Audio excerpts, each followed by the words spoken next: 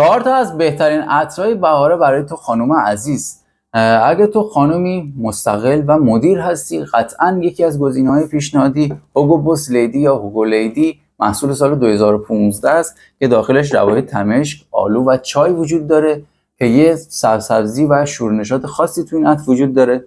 اگه تو خانمی هستی قدرتمند، مقتدر، قطعاً و بدون شک یکی از گزینه‌های پیشنهادی پنهالیگونز کازین فلورا محصول سال 2019 است که توش روایح مرکبات، مشک و آمبروکسان وجود داره. همینطور که میدونید هر زمان رد پای آمبروکسان تو عطر دیدید، یعنی اون عطر لوکس و گرونیه.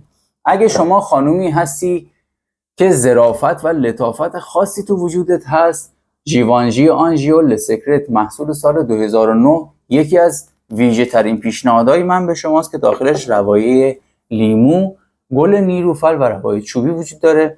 عطر چهارم هم تو کپشن برات نوشتم، کپشن رو حتما بخون و دوست دارم عطری که استفاده میکنی و برام کامنت کنی.